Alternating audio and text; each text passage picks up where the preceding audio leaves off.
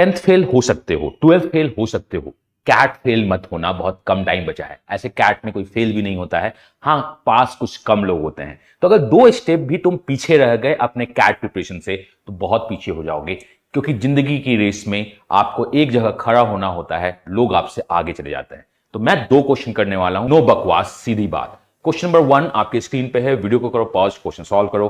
Question number 2 आपके screen पे है, वीडियो को करो पॉज और क्वेश्चन को सॉल्व करो। तो आई होप आपने क्वेश्चन नंबर 1 को भी सॉल्व किया होगा, क्वेश्चन नंबर 2 को भी सॉल्व किया होगा। चलो हम इसको डिस्कस करते हैं। तो आज से और अभी से बहुत कुछ स्टार्ट होने वाला है इसी YouTube चैनल पे, तो चैनल को सब्सक्राइब कर लो, वीडियो को लाइक कर देना, क्योंकि हम लोग देने वाले हैं अपना बेस्ट आपके प्रिपरेशन के लिए, चाहे वो क्वांट हो, LRDI हो या वर्बल हो, सब कुछ। तो पहला बहुत बेसिक सा क्वेश्चन है, in which the fn is given 1 into 1 factorial, 2 into 2 factorial, 3 into 3 factorial, up to n into n factorial। तो देखो, अगर आपके पास 1 into 1 factorial plus 2 into 2 factorial plus 3 into 3 factorial dot n into n factorial लिखा होता है, तो इसका जो वैल्यू होता है आप अपने दिमाग में डाल लो, n plus 1 factorial minus 1। ये बहुत इंपॉर्टेंट डेटा है। This value is one of the most important value which is n plus 1 factorial minus 1। कैसे होता है? हम इस 1 को 2 माइनस 1 लिख सकते हैं, इंटू 1 फैक्टोरियल में जा सकते हैं। इसे 3 माइनस 1 लिख सकते हैं बिकॉज 2 को, और 2 into 2 factorial dot dot dot, this is n minus 1 into n factorial लिखा जा सकता है। ब्रैकेट ओपन करता हूं, 2 into 1 factorial is the 2 factorial minus 1 factorial. 3 into 2 factorial is the 3 factorial minus 2 factorial. Dot dot dot.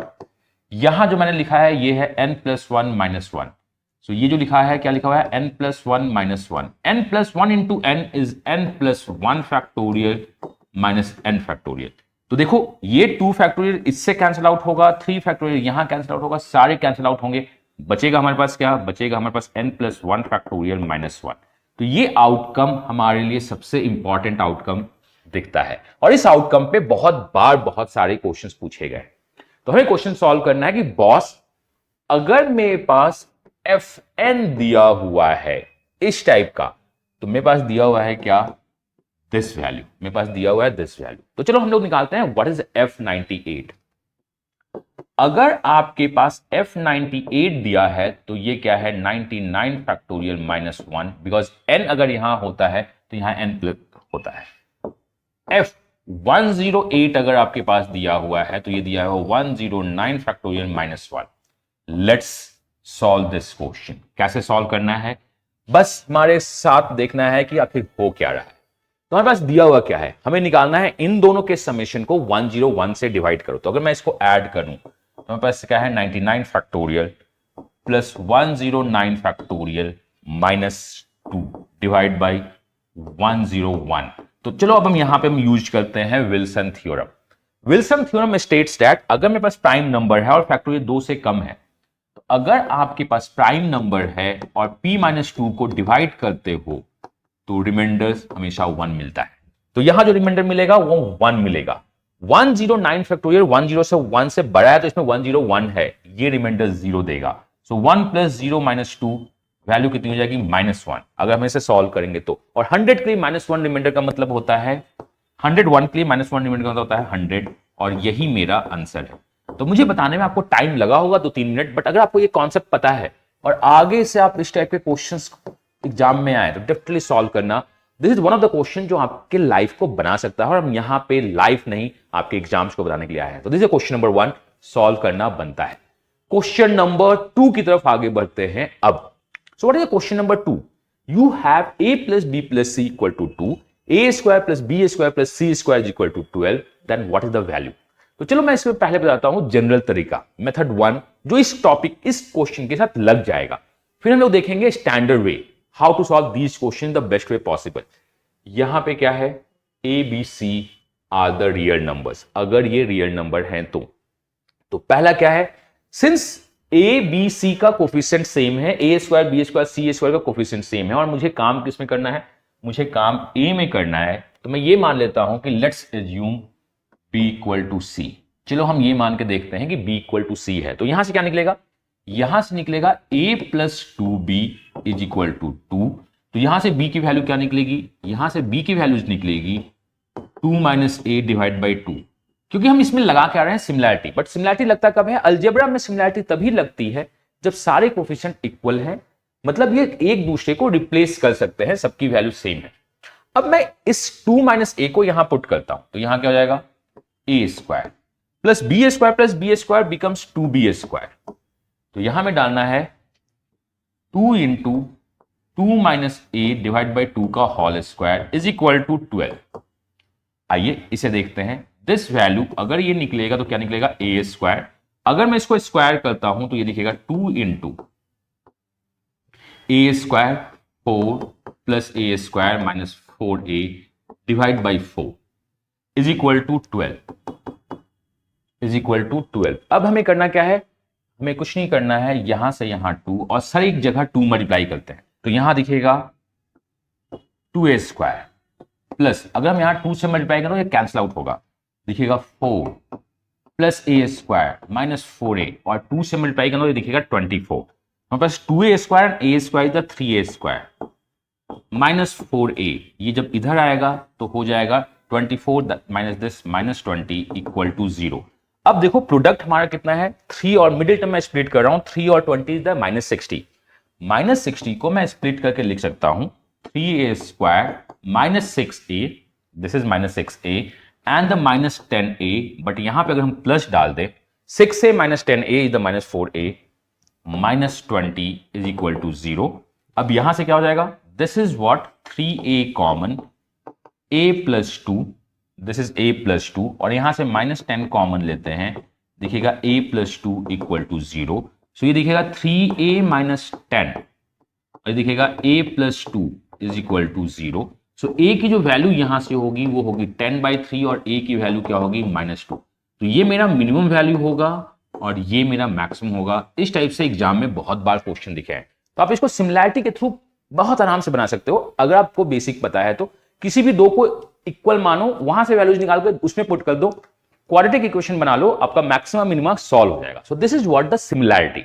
अब इसे हम general form में कैसे सॉल्व करें, तो एक इनइक्वालिटी होती है उसको हम काउची-श्वार्ट्ज या काउची-रीमन इनइक्वालिटी बोलते हैं, उसके बेसिस पे इस क्वेश्चन को सॉल्व करते हैं। तो मैं उसके बेसिस बताता हूं कि कॉन्सेप्ट क्या है। तो चलो पहले उस कॉन्सेप्ट को देखते हैं। कॉन्सेप्ट मेरा क्या है, मेथड 2, इस क्वेश्चन को सॉल्व करने का मेथड 2 वो ये बोलता है कि ax प्लस by अगर आपके पास टर्म है, अगर ये टर्म्स हैं तो इसका स्क्वायर जो होता है this is less than equal to, this square is less than equal to a square plus b square and the x square plus y square के बराबर होता है। This square is less than, आप इसको value put करके डाल सकते हो। यहां से मैं बोल सकता हूं कि let's assume x is equal to y is equal to 1, जो हमारा क्वेश्चन है, तो ये दिखेगा a प्लस बी का whole square is less than equal to a square plus B square into 2। तो a square plus B square is greater than equal to a plus B का whole square divide by 2। ये हमारा Cauchy-Schwarz से inequality एक निकलता है, a square plus B square is always more than a plus B का whole square, divide by 2 से हमेशा ज्यादा होता है। आप इसको प्रूव भी कर सकते हो। लेट्स एनी डेटा, कोई भी डेटा मानते हैं। a को मैं मान लेता हूं 3 स्क्वायर प्लस 4 स्क्वायर, ये वैल्यू कितनी होगी 25। डेफिनेटली ये 3 plus 4 whole square divide by 2 से बड़ा ही होगा। इक्वल कब होते हैं, जब दोनों डेटा इक्वल होना स्टार्ट हो जाए। तो ये छोटा सा इनइक्वालिटी आप मान के रखिए, ये बहुत इंपॉर्टेंट है। एक्चुअली स्टार्ट कहां से हुआ है, स्टार्ट यहां से हुआ, तो जिनका भी एडवांस है आप इसे नोट कर लो, ये बहुत इंपॉर्टेंट है। तो हमारा आया क्या, a square plus B square is greater than equal to a plus B का होल स्क्वायर डिवाइड बाई 2। तो मैं इसको यहीं लिखता हूं a plus B whole square divide by 2, इससे क्या बड़ा होता है, now come, a plus B whole square divide by 2 से जो बड़ा होता है या बराबर होता है वो होता है a square plus B square. This is the inequality जो हमने लास्ट स्लाइड में, नेक्स्ट स्लाइड में लिखा है। On the basis of this आइए क्वेश्चन सॉल्व करते हैं। a square plus B square की वैल्यू कितनी है, इसकी वैल्यूज है 12 माइनस सी स्क्वायर, मैंने पुट कर दिया। a प्लस बी की वैल्यू कितनी है, this is greater than 2 minus C whole square divide by 2। अब 2 को मल्टीप्लाई कर दो, 24 minus 2c square is greater than equal to a square plus b square minus 2c। सारी डेटा को उठा के इधर ले जाओ, 2c उधर जाए तो क्या हो जाएगा 3c स्क्वायर माइनस 4c तो है हमारे पास। 24 जब उधर जाएगा तो क्या हो जाएगा minus 20 should be less than equal to 0। इसके रूट्स हमें निकालने होंगे, जो हमने निकाले हैं वो क्या है -2 और 10/3। तो अगर इसके रूट्स को देखा जाए तो ये जो रूट्स हैं, एक रूट -2 है, दूसरा रूट्स क्या है 10/3। और ये देखो ये साइन पॉजिटिव है, अगर आपका साइन c स्क्वायर का पॉजिटिव होता है तो एक्सट्रीम पॉजिटिव होगा, ये निगेटिव होगा, ये पॉजिटिव होगा। मुझे चाहिए क्या निगेटिव, इसका मतलब c is this value. c आपका -2 और 10/3 है। You have minima and you have maxima. तो मैंने आपको दो क्वेश्चंस से अवगत करवाया which could be one of the question of your examination, चाहे किसी भी एग्जाम को टारगेट करो। पहला क्या है सिमिलैरिटी, बहुत बेसिक सा, किसी दो डेटा को इक्वल कर दो, वो तभी होता है अगर कोफिशिएंट हर एक जगह इक्वल दिखना स्टार्ट होते हैं, वैल्यूज पुट कर दो, क्वाड्रेटिक बनाओ, क्वाड्रेटिक सॉल्व कर दो। दूसरा मैंने क्या बताया, मैंने बताया काउचीज इनइक्वालिटी, जो बहुत इंपॉर्टेंट इनइक्वालिटी है, यहां का वैल्यूज मैंने पुट किया और मैंने इनइक्वालिटीज रूट्स में काम करना स्टार्ट किया। ये एक बहुत इंपॉर्टेंट डेटा है। दूसरा जो मैंने आपको बताने की कोशिश की है, वो बताने की कोशिश की है इस फंक्शन पे आपको ये फॉर्मूला या ये फंक्शन पता होना चाहिए, आपको विल्सन पता होना चाहिए, क्वेश्चन सॉल्व कर दीजिए, आंसर आ जाएगा। तो these are the 2 learning of a day जिसको मिस नहीं करना है। तो आगे जितने भी लर्निंग इस वीडियो पे इस चैनल पे अपलोड हो आप उसे देखना। इसके लिए आपको चैनल को सब्सक्राइब कर लेना होगा, टेलीग्राम ग्रुप्स को ज्वाइन कर लेना होगा, फेसबुक जहां भी आप मुझको फॉलो कर सकते हो फॉलो कर दो।